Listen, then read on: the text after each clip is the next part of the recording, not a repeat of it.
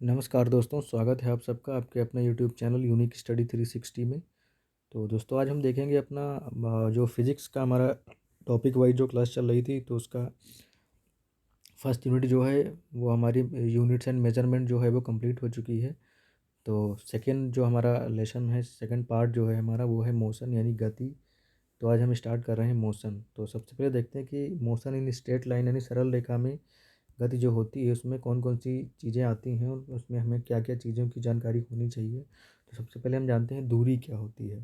तो दूरी क्या होती है, किसी पथ के वास्तविक लंबाई को दूरी कहते हैं। जैसे कोई रास्ता है तो इसकी जो वास्तविक लंबाई होगी, जैसे 3 किलोमीटर 4 किलोमीटर जो भी होगी, तो वो क्या होगी, वो इसकी दूरी होगी। फिर क्या कहते हैं, दूरी को कैपिटल डी या स्मॉल डी से डिनोट करते हैं। दूरी को कैपिटल डी या स्मॉल डी से डिनोट करते हैं। दूरी एक अदिश राशि है। अब यहाँ पे मैटर फंसा है, दूरी एक अदिश राशि है। कैसे पता करेंगे कि दूरी एक अदिश राशि, क्योंकि हमने इससे पहले के चैप्टर में आपको बताया था सदिश और अदिश राशियाँ। अदिश राशियाँ कौन सी होती है, अदिश राशियाँ वो होती हैं जिसमें सिर्फ परिमाण होता है लेकिन दिशा नहीं होती। इसमें कोई दिशा नहीं है, दूरी किस दिशा में है तो दिया नहीं है। इसका मतलब क्या है, दूरी जो है एक अदिश राशि है। नेक्स्ट है, दूरी हमेशा धनात्मक होती है। दूरी हमेशा धनात्मक होगी क्योंकि इतना चलेंगे वही तो दूरी होगी, तो दूरी धनात्मक होगी, दूरी ऋणात्मक तो हो नहीं सकती। एक नेक्स्ट है, यदि किसी वस्तु की दूरी समय के साथ नहीं बदलती है तो उस वस्तु को विराम में समझा जाता है। यानी अगर कोई वस्तु है उसकी दूरी जो है समय के साथ बदल नहीं रही है, यानी 4 बजे भी यहीं थी, 4:10 पर भी यहीं है, 4:20 पर भी, यानी समय के साथ उसकी दूरी जो है वो बदल नहीं, तो इसका मतलब वो वस्तु क्या है, विराम अवस्था में है, वो स्टॉप कंडीशन में है। नेक्स्ट है, यदि किसी वस्तु की दूरी समय के साथ लगातार बदलती है तो उस वस्तु को गति में समझा जाता है। यानी अगर किसी वस्तु की दूरी जो है वो समय के साथ बदल रही है तो उस वस्तु क्या है, यानी कि वो वस्तु गतिमान है, तभी तो उसकी दूरी समय के साथ बदल रही है। फिर हम जानते हैं दूरी के मात्रक कौन कौन से हैं। दूरी के मात्रक कौन कौन से हैं, फर्मी, ये क्वेश्चन में पूछा जाता है कभी कि एक फर्मी बराबर कितना होता है, तो एक फर्मी बराबर होता है 10⁻15 मीटर। एक एक्स मात्रक बराबर होता है 10⁻13 मीटर। एक पिकोमीटर बराबर 10⁻12 मीटर होता है। एक एंगस्ट्रॉम 10⁻10 मीटर होता है। एक नैनोमीटर 10⁻9 मीटर। एक माइक्रोन बराबर 10⁻6 मीटर। एक मिलीमीटर बराबर 10⁻3 मीटर। एक सेंटीमीटर बराबर 10⁻2 मीटर। डेसीमीटर बराबर 10⁻1 मीटर। डेकामीटर बराबर 10 मीटर। एक डेकामीटर बराबर 10 मीटर। और एक हेक्टोमीटर बराबर 10⁻2 मीटर। एक हेक्टोमीटर बराबर 10⁻2 मीटर। एक किलोमीटर बराबर 10⁻3 मीटर। यानी एक है पावर 10 की तो डेका, दो है तो हेक्टो, तीन है तो किलो। एक खगोलीय मात्रक, एक एस्ट्रोनॉमिकल यूनिट बराबर 1.496 × 10⁻11 मीटर। एक एस्ट्रोनॉमिकल यूनिट बराबर क्या होता है, 1.49 × 10⁻11 मीटर। फिर नेक्स्ट होता है प्रकाश वर्ष। एक प्रकाश वर्ष बराबर होता है 9.46 × 10⁻15 मीटर। फिर एक पारसेक, यानी एक पारसेक बराबर 3.08 × 10⁻16 मीटर या 3.26 प्रकाश होती है। ये तो हमारे थे ये क्या, दूरी के सारे मात्रक हैं। नेक्स्ट हम देखते हैं कि किसी वृत्ताकार पथ पर तय की गई दूरी क्या होती है। मान लो ये कोई वृत्ताकार पथ है, ये वृत्त है, वो उसकी, ये उसकी त्रिज्या है आर, ये सेंटर ओ है, ये दूरी ए है।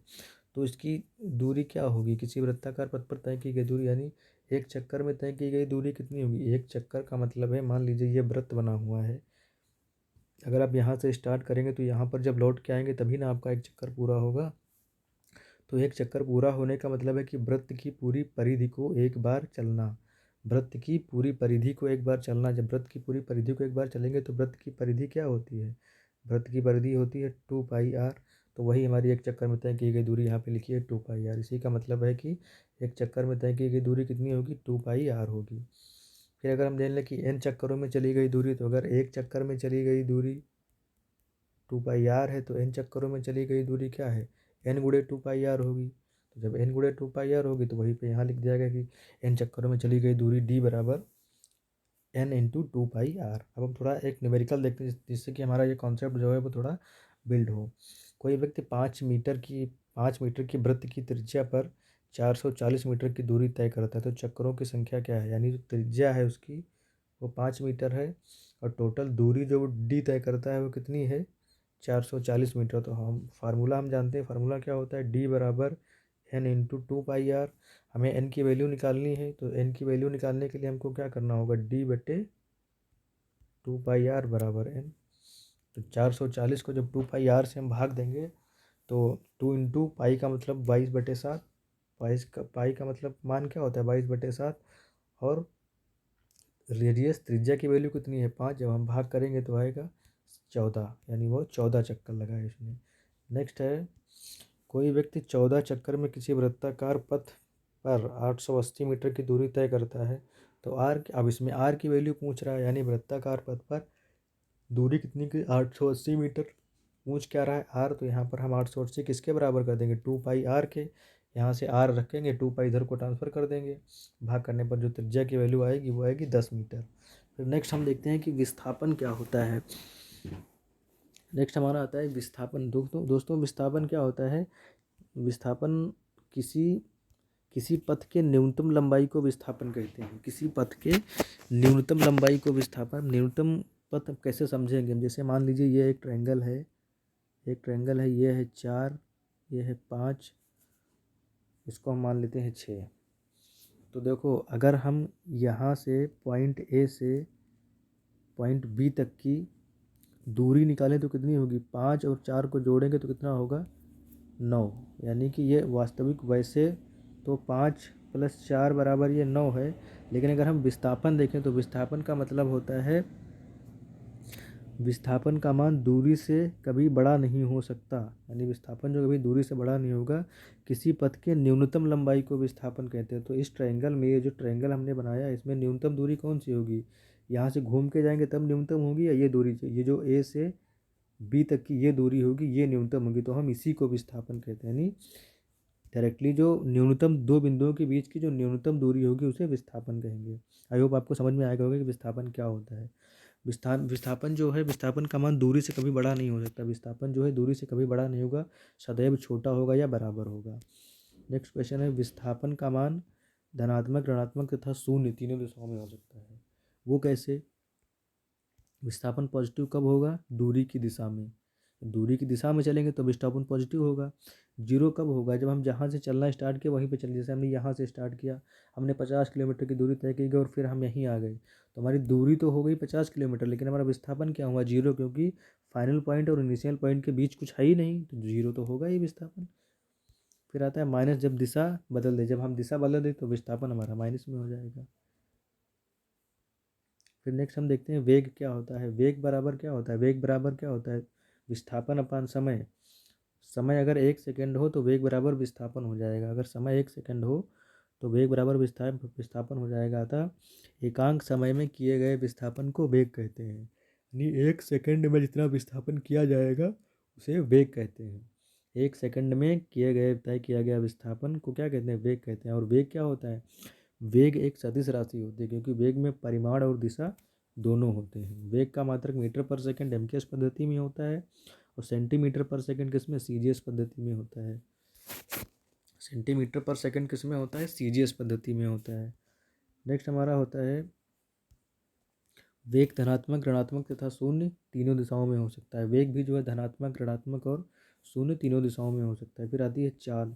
चाल क्या होती है, चाल बराबर दूरी बटे समय होता है। चाल, यदि समय 1 सेकेंड हो तो चाल बराबर दूरी, यानी एकांक समय में चली गई दूरी को समय कहते हैं, यानी एकांक समय में चली गई दूरी को क्या कहेंगे, चाल कहेंगे। एकांक समय में चली गई दूरी को, यहाँ पर समय नहीं, यहाँ चाल आएगा। एकांक समय में चली गई दूरी को क्या कहेंगे दोस्तों, चाल कहेंगे। और चाल क्या होती है, चाल अदिश राशि होती है। यार किधर भी चल रहे हो, कोई परिमाण है लेकिन कोई दिशा तो है नहीं, तो चाल क्या है, एक अदिश राशि होगी। जब परिमाण है दिशा नहीं है तो चाल क्या होगी, एक अदिश राशि होगी। चाल का मात्रक क्या होता है, मीटर पर सेकंड एमकेएस पद्धति में, और सेंटीमीटर पर सेकंड सीरीज पद्धति में। चाल का मान हमेशा धनात्मक होता है, चाल कभी ऋणात्मक नहीं हो सकती, हमेशा याद रखना। स्पीड जो है वो कभी ऋणात्मक नहीं होगी, वो हमेशा क्या होगी, वो धनात्मक होगी। नेक्स्ट क्वेश्चन है हमारा चाल के प्रकार। चाल क्या, एक समान चाल, यानी समान समय में समान दूरी तय, अगर आप समान समय में समान दूरी तय कर रहे हैं तो चाल क्या है, एक समान चाल। असमान चाल का मतलब समान समय में असमान दूरी। फिर औसत चाल आती है, फिर तत्कालिक चाल आती है। तो हम देखते हैं औसत चाल क्या होती है। औसत चाल, ये इस पे एग्जाम में कई बार क्वेश्चन भी पूछा जाता है। औसत चाल क्या होती है दोस्तों, औसत चाल को यू बार से प्रेजेंट करते हैं। औसत चाल को किससे, यू बार से प्रेजेंट करते हैं। और औसत चाल क्या होती है, कुल दूरी बटे समय, यानी जितनी भी कुल दूरी आपने तय करी है, कितने समय में तय करी है, उसका जो रेशियो होगा उसको जब डिवाइड करेंगे तो जो चाल आएगी वो हमारी औसत चाल होगी। हम देखते हैं कुछ हमारे न्यूमेरिकल क्वेश्चन जो हमारी मोशन के चैप्टर से एग्ज़ाम में डायरेक्टली पूछ लिए जाते हैं। जैसे कोई कार एक स्थान से दूसरे स्थान तक यू चाल से चलकर तथा वी चाल से वापस लौट आती है तो कार की औसत चाल क्या होगी। अब इसमें देखो जाने की स्पीड है वो यू दे रखी है और आने की जो है वो वी दे रखी है। लेकिन अब इसमें है क्या, इसमें क्या है, इसमें दूरी समान है। यानी कार मान लो एक पॉइंट ए था, ये एक पॉइंट बी था, एक कार इधर से चलेगी यहाँ तक गई, फिर यहाँ से यहाँ तक आई। यानी दोनों कंडीशन में मान लो दूरी तो हमारी एक्स ही, हमने मान लिया कि दूरी एक्स है तो दूरी एक्स ही है। यानी दोनों कंडीशन में दूरी एक्स ही है, तो ये उस टाइप का सवाल, इसमें दूरी कांस्टेंट होती है। अगर दूरी कांस्टेंट है तो हम क्या करेंगे, हमारी औसत चाल क्या होती है, कुल दूरी बटे कुल समय। तो कुल दूरी कितनी होगी, एक्स जाएगा और एक्स आएगा तो कुल दूरी हो गई। और फिर हमारा समय जाने में लगा समय, समय बराबर क्या होता है, क्योंकि चाल बराबर दूरी बटे समय होता है तो समय बराबर दूरी बटे चाल होगा, डिस्टेंस अपॉन टाइम। तो हमारा पहले जब जाने में समय कितना लगेगा, क्योंकि जाने में दूरी कितनी है एक्स, समय लगेगा कितना, यू चाल से चलकर वी चाल से। तो मान लो हम यहाँ पर अगर टी मान लेते हैं, समय टी होगा, और फिर आने में क्या होगा, फिर आने में भी कितना होगा, चाल बराबर दूरी बटे समय, फिर टी मान लेंगे। यहाँ ने इन्होंने इसको यू और वी के टर्म में रखा है, यानी इन्होंने चाल के टर्म्स में रखा है। तो समय बराबर दूरी बटे चाल होगा। तो हम समय बराबर क्या निकाल लेंगे, यहाँ पर एक्स होगा, चाल क्या यू से जाएगा तो यहाँ यू हो जाएगा, और वहाँ यहाँ वी हो जाएगा। यानी टोटल दूरी हमारी हो गई एक्स। फिर समय बराबर दूरी बटे चाल, तो दूरी हमारी एक्स है, जाते समय चाल यू है, और फिर आते समय दूरी तो एक्स ही रहेगी और आते समय वी है। फिर इस होल कंडीशन को जब हम सॉल्व करेंगे तो हमारा क्या आएगा, 2u v upon u plus v. यानी जो मैथ के टीचर फार्मूला क्या बताते हैं, 2xy अपान एक्स प्लस वाई, उसका डेरिवेशन है ये कैसे आया, 2xy अपान एक्स प्लस वाई, ये इसी तरीके से आता है। जब दोनों के बीच की डिस्टेंस सेम होगी तभी ये फार्मूला लगेगा। ये याद रखना दोस्तों, जब दोनों के बीच की डिस्टेंस सेम होगी तभी ये फार्मूला एप्लीकेबल होगा, वरना नहीं होगा। जब डिस्टेंस कांस्टेंट फिर है, कोई छात्र 10 मीटर पर सेकंड की चाल चलकर 20 मीटर पर सेकंड की चाल से चलकर वापस लौट आता है तो औसत चाल क्या है। इसमें भी औसत चाल भाई, जाता है यू से आता है वी से, क्या होगा 2xy अपान एक्स प्लस वाई, 13.33 मीटर पर सेकंड। फिर अगला आता है चाल समय पर प्रश्न। चाल और समय के प्रश्न में कैसे कैसे क्वेश्चन आते हैं। यदि कोई कार t1 समय तक u1 चाल से तथा t2 समय तक u2 चाल से चलती है तो कार का औसत चाल, तो कार की औसत चाल होती क्या है, औसत चाल हम क्या जानते हैं, कुल दूरी बटे कुल समय। तो कुल दूरी क्या होगी भाई, टी1 से चलती है यू1, टी1 समय तक चलती है यू1 चाल से और टी2 समय तक चलती है यू2 चाल से, तो कुल दूरी क्या होगी, दूरी बराबर चाल गुणे समय होता है, दूरी बराबर चाल गुणे समय होता है। तो u1 into T one plus U two into T two, क्योंकि u1 इंटू टी वन जाएगी फिर u2 इंटू टी टू आएगी, तो ये हमारी टोटल दूरी होगी। और समय कितना लगेगा, हमारा समय कितना लगेगा, समय लगेगा टी1 जाने में और टी2 आने में, तो यह कुल समय हो गया। तो ये हमारी क्या होगी, ये हमारी हो गई औसत चाल। तो यही फार्मूला होता है, यू बार बना लेते हैं हम, u1 T one plus U two two two, कितनी भी नंबर दिए हो टी एन तक और टी एन तक, उसको जोड़ के भाग कर देंगे, हमारा वैल्यू निकल आएगी।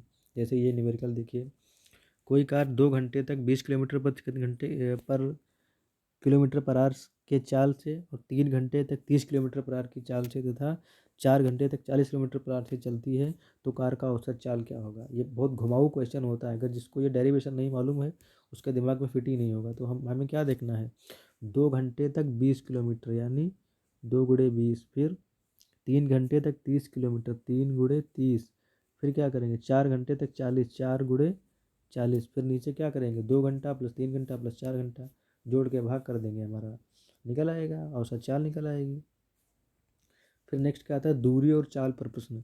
कोई कार एस दूरी यू चाल से तथा S2 दूरी U2 चाल से चलती है तो कार की औसत चाल क्या। अब कार की औसत चाल क्या होगी, एस दूरी तय करती है यू चाल से, एस दूरी जब तय करेगी यू चाल से और S2 दूरी तय करेगी किससे, U2 चाल से, तो कार की औसत, क्योंकि औसत हम जानते हैं क्या होती है, कुल दूरी बटे समय, कुल दूरी बटे कुल समय। सबसे पहले हम कुल समय निकालते हैं। समय क्या होगा, दूरी बटे चाल, T1 मान लिया हम पहले में, समय T1 है तो दूरी कितनी होगी S1, और किससे चलेगा U1 से, T2 किससे होगी S2 और U2 से। तो नीचे हमारा T1 प्लस T2 की वैल्यू आ गई। दूरी क्या है, दूरी एक तरफ से S1 है एक तरफ से S2 है, तो टोटल दूरी कितनी होगी S1 प्लस S2, तो वही हमने क्या कर दिया, S1 प्लस S2 को जोड़ दिया और नीचे T1 प्लस T2 को जोड़ दिया, डेराइव कर दिया, हमारा फार्मूला निकल आया। जैसे उसी फार्मूले बेस्ड पे ये अगला क्वेश्चन है हमारा। कोई कार 10 किलोमीटर की दूरी 5 मीटर पर सेकंड की चाल से, 20 किलोमीटर की दूरी 10 मीटर पर चाल से तथा 90 किलोमीटर की दूरी 15 मीटर पर सेकंड की चाल से चलती है, तो औसत चाल तो क्या होगा, 10, 20, 30 को जोड़ देंगे, फिर क्या जितनी दूरी जितने घंटे में चलती है उसको भाग कर देंगे, जोड़ के हम वैल्यू निकाल लेंगे 2 मिनट में फट से। अगला क्वेश्चन हमारा अगला है हमारा, तात्कालिक चाल क्या होती है। तात्कालिक चाल का मतलब होता है जब किसी वस्तु की चाल उसी क्षण मानी जाती है तो उसे तात्कालिक चाल कहते हैं। यानी कोई वस्तु चल रही है, जब यहाँ पर हमारे इस पॉइंट यानी इस समय की चाल जो है वो क्या होगी, उसकी तात्कालिक चाल होगी। पर्टिकुलर पॉइंट की चाल जो होती है वो तात्कालिक चाल होती है।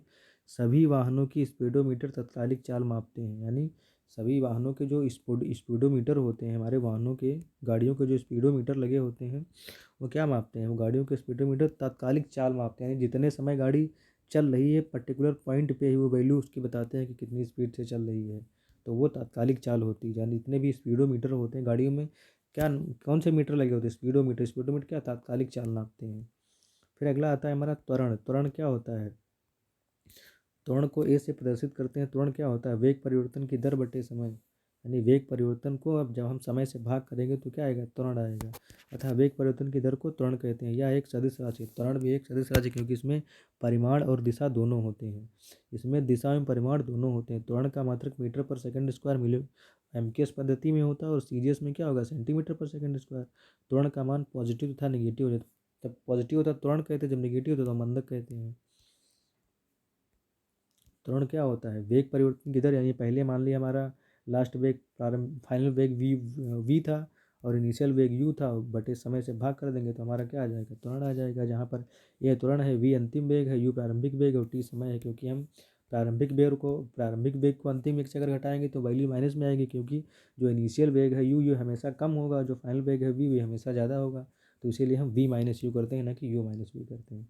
तो दोस्तों ये था हमारा आज का भाग मोशन। मोशन में जो इम्पोर्टेंट चीज़ें थी, दिशा क्या होती है, दूरी क्या होती है, चाल क्या होता है, त्वरण क्या होता है, मात्रक, ये हमने आपके साथ डिस्कस किया। और इसका नेक्स्ट पार्ट जो है वो आपके साथ कल डिस्कस करेंगे, जिसमें हम इक्वेशन ऑफ मोशन, जो 3 इक्वेशन है हमारी उसके बारे में डिस्कस करेंगे, उन पर न्यूमेरिकल डिस्कस करेंगे और जो हमारे न्यूटन के मोशन के नियम हैं उनको डिस्कस करेंगे। तो दोस्तों अगर वीडियो अच्छा लगा हो तो वीडियो को लाइक और चैनल को सब्सक्राइब जरूर करें। मिलते हैं नेक्स्ट पार्ट के साथ, तब तक के लिए जय हिंद।